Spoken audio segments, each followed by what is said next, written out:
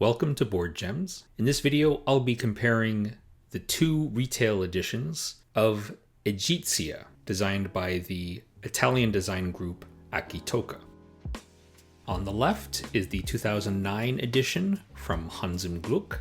This is, of course, the English edition from Rio Grande Games. That's from 2009. And on the right, 2019, Egizia Shifting Sands from Stronghold Games. Both are kind of standard box sizes. The left is standard for Glück, and the Stronghold Games edition is a standard Ticket to Ride size box.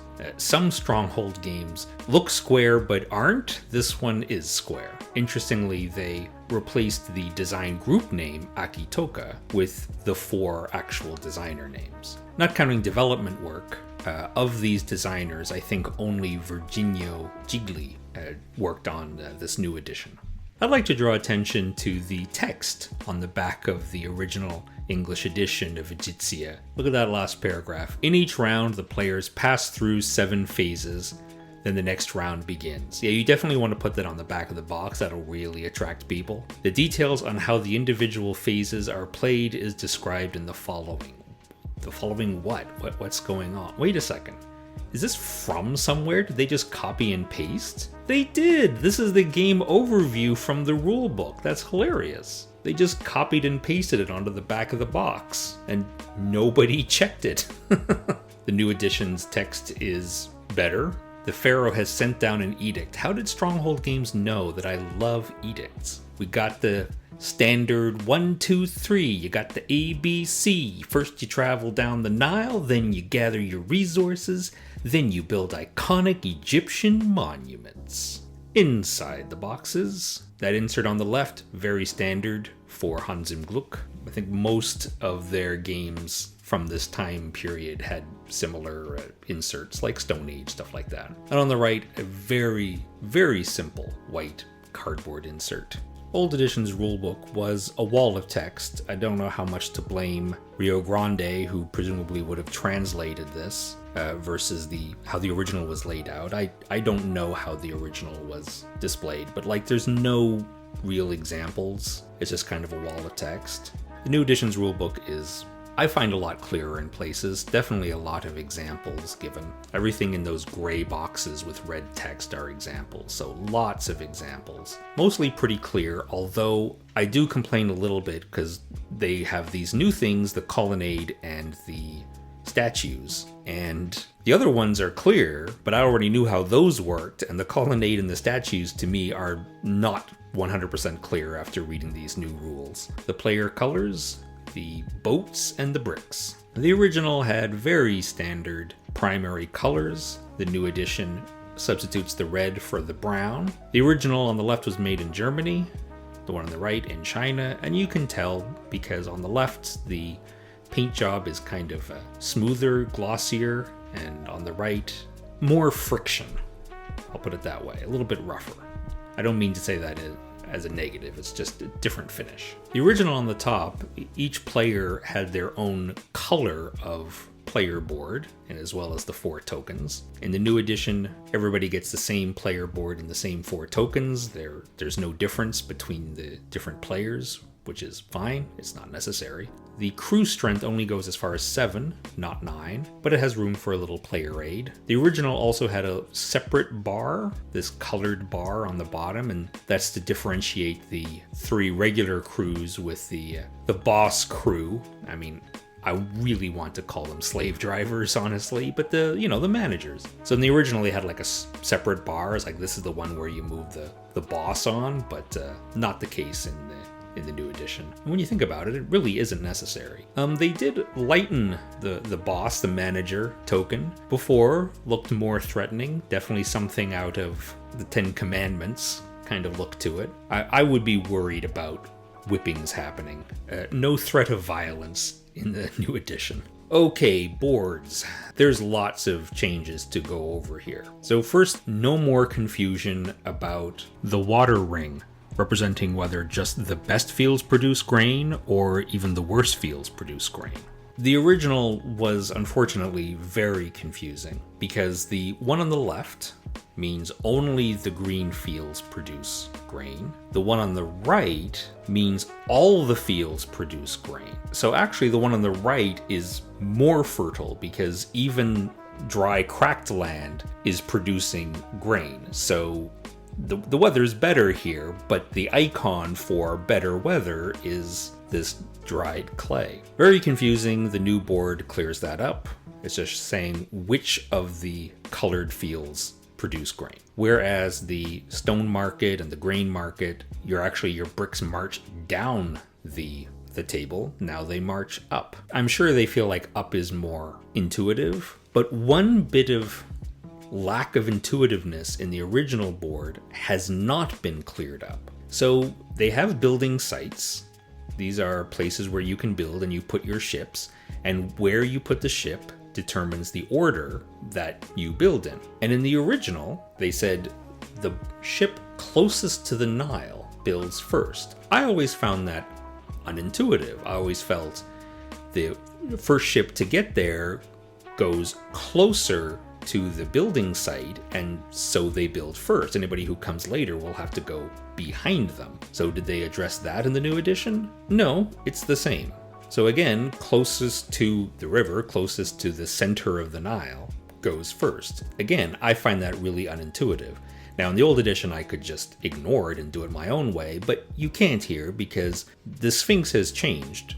Besides the fact that it's, instead of at the beginning, it's now at the end. That's a huge difference. But now there's a limit to how many cards you're allowed to draw based on positioning. So the player who goes first takes 5. The player who goes next will draw only 3 and 2. So I would love to ignore the order and play it the way that I think is more intuitive, but now that bit means that I can't. Of course, the art direction is very, very different. I know there were probably a lot of complaints. Well, actually, ancient Egypt wasn't that sandy, wasn't that desert, wasn't everything just sand colored, right? It was bright and colorful, and the original pyramid had white and with a golden top. And so instead of a big sandy pyramid like you might see today, now this is more representative of what it would have looked like back then, more fertile. Franz Vohwinkel's art is very utilitarian, with the zigzag making clear the positions on the Nile that you can place a ship in. The new edition, look, I appreciate that the art is definitely more modern, isn't it? They do this weird perspective thing where you're basically almost looking straight down at the end of the Nile, but as you look up the board, you're looking kind of further away, so you see the Nile just kind of going off into the distance. I don't know, with this weird white line in the middle, it doesn't really look like a river to me. It's weird to complain about this sort of thing, but it's a strange look.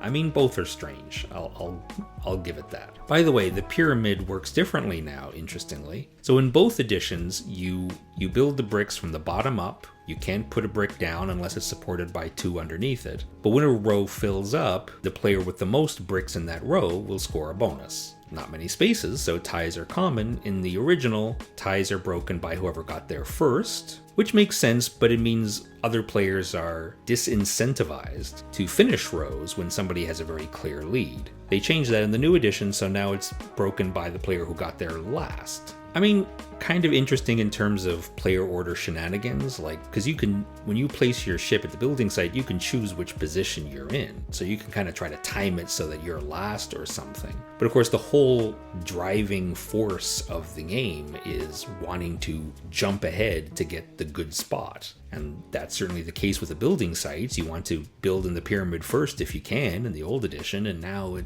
matters a little bit less. ... So with the obelisk, in the original you had the graves, now you have the colonnade, and in the original with the pyramid you had a temple, and that's been replaced with statues. Let's start from the bottom up. So the temple is kind of boring. It doesn't have the bonus scoring like the pyramid does. You generally want to focus on the pyramid, but if you have spare stone and you can build more, but you can't build in the pyramid, or you don't want to because you don't want to help other people build the rows, then you can build in the temple. And in the new edition, they replace those with statues. So every player can build every statue, and you have to build the bottom before you build the top. There isn't really room on the statue card for everybody's bricks, but you can make it work. You can build in multiple statues in a round, but each statue you can only build in once per round. So if you want to get to the highest level, you have to do it over 3 rounds, and there are only 5 rounds in the game. But these give you end game scoring. So on the right is the amount of stone you need in order to build that level of statue. The middle is the condition, and the left is points. But everybody can all score the points. Now, the graves was always a weird thing and unsatisfying to me. The obelisk is great. The graves are strange, so there's these face down tokens. They go as high as 8, I think. And you mix them up and you fill up these spaces, and you always reveal the first 4. These have to be claimed in order. But because of that, if you have high numbers early, like for example here you have a 6 as the second spot and then an 8, it's hard to get going on the graves because people aren't really making much stone early in the game. So based on how these tokens are randomized, it can mean that people just don't work on the graves much at all. They try to address this by adding a bonus, so like as you collect these tokens, if your total is, I think, 10 or more, or 11 or more, then you'll get a bonus. And if it's 20 or 21 or more, then you get a bigger bonus. It helps, but it's a wonky thing. The graves are, in my opinion, not great. So they've been replaced with the colonnade. Each of these pillars has 4 spaces, 1 for each player. So each player can build in each pillar. And again, they have to be built in order. On top of the 3rd and 5th pillar are a randomized bonus for the game. And when you as a player build your portion of that pillar, then you get the associated bonus. So you see this purple one is something that appeared in the original game, but as a card that you could claim. And in here, this is a bonus if you build your portion of the 5th pillar. And the first player to build the 7th pillar will score 5 points, and the next player 3, and so on. The back of the board for the new edition has the 2-player only board. So only 2 statues, for example. The obelisk is shorter. There are much fewer round spaces and card spaces. I haven't tried this. First edition 2-player worked fine, but it wasn't best. On the top are the player order tokens. Play is not clockwise in Egizia. Very big, fat, pure black numbers, very easy to read in the new edition. And the bottom are the cardboard tokens used to show the, how do I say this? How fertile the land is, how good the weather is. Starting cards, everybody starts with a very fertile land, which gives them 6 grain around and 3 stones from the quarry. One new development in the new edition is that now you can upgrade your starter set into a better set. It can be the case in a 4-player game that a player can kind of get locked out of some good cards. That just adds a little bit of excitement, tension, right? Do you jump ahead to get that really good quarry? You're missing a lot of stuff if you do, but if you don't, then other people might take it from you. There are 3 decks of cards that are used. They're action cards that come in and out based on the round. So rounds 1 and 2, you'll use that top deck. Then rounds 3 and 4, you use the middle one. The cards are fairly different in the new edition. Obviously, some are equivalent. But for example, in round 3 and 4, you say at the end of the placement phase, take one of the remaining Nile cards or score 1 VP. I think that's interesting because in the original, you would just take one of the remaining Nile cards. And now you're given a choice. Take a Nile card, or if you don't think anything is good, just take 1 point. I feel like on paper it's better, but it does change the feeling a little bit. Now it's always good, whereas sometimes you can just kind of hope that a good card will be left over by the end, and maybe it will, maybe it won't, and if it won't, then you'll get nothing for your card. It adds a little bit of risk. And in general, I'm not a huge fan of this sort of card where it gives you a choice. You know, Viticulture is most famous for that, where it gives you 2 choices and each choice are completely different things. This edition definitely goes in that direction. So, I mean, not as extreme, but like this card will give you 4 stone or add 4 strength to a crew. And this is weird, isn't it?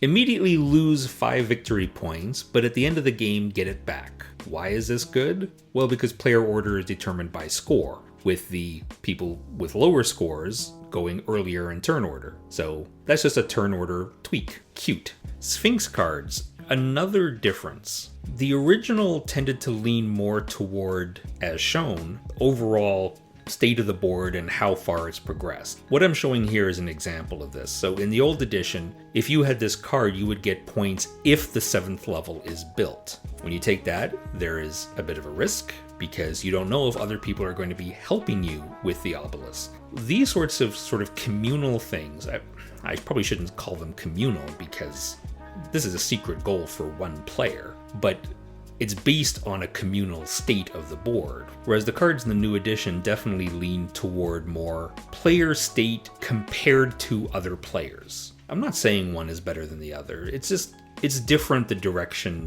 that went in the new edition. First, on the right, I love these ridiculously large purple tokens. These are used to remind yourself whether, and other players of course, whether you've used your purple bonus from the colonnade that I showed you earlier. So in that photo, the colonnade purple bonus was once per round you can place a ship upstream. You mark when you've used it by flipping this oversized token face down. The one on the left is interesting. These are round tokens. So in this game you have round spaces and you have rectangular spaces. In the original, the round spaces were always the same every round, and the rectangular spaces would vary because those are where you place cards, and the cards are different every round. In the new edition, you actually mix up the round spaces. So the first round you use what's printed on the board. Starting with the second round, you mix up these tokens and fill up the board, so the order is different. Thank you for watching. Older games like Egizia, which means ancient Egypt in Italian, doesn't stop being good because newer games come out. Thank you and take care.